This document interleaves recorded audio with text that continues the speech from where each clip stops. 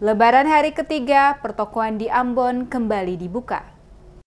Masuk Lebaran Idul Fitri di hari ketiga, rutinitas warga kota Ambon mulai terlihat lancar, termasuk rutinitas perekonomian yang ditandai telah dibukanya kembali sejumlah toko pada lokasi kawasan Ayepati dan Ambon Plaza. Pada lokasi kawasan Ayepati, hampir sebagian besar toko telah dibuka, mulai toko yang berjualan alat bangunan, alat rumah tangga, pakaian, elektronik, dan juga konter-konter HP kembali melayani pembeli yang datang berbelanja. Saat ini kebanyakan toko yang dikunjungi adalah toko atau konter penjual HP, di mana banyak warga yang ingin membeli HP, ataupun hanya sekedar melihat dan mengecek harga HP serta aksesorisnya, sementara pada toko-toko lain masih terlihat sepi dari pengunjung. Beberapa pemilik toko yang sempat diwawancarai mengatakan kondisi penjualan di hari ketiga Lebaran masih sepi. Hal ini kemungkinan disebabkan masih banyak warga yang merayakan Lebaran dengan keluarga. Begitu pula para pemilik konter HP yang dijumpai mengatakan telah membuka toko sejak Lebaran hari kedua. Namun kebanyakan yang datang adalah mereka yang hanya sekedar ingin melihat-lihat dan mengetahui harga HP dan yang melakukan transaksi pembelian hanya 1-2 orang saja. Selain kawasan Ayepati, pada lokasi Ambon Plaza di Jalan Sam Ratulangi juga sebagian besar toko-toko kembali telah dibuka, termasuk Ambon Plaza. Namun rutinitas warga masih tidak terlalu ramai seperti hari biasanya. Pantauan arus lalu lintas pada kawasan Ayepati maupun Ambon Plaza juga terlihat masih tidak terlalu ramai dengan kendaraan, baik motor maupun mobil yang melintas. Dikarenakan banyak warga kota Ambon yang berdiam di rumah menikmati suasana Lebaran dengan keluarga.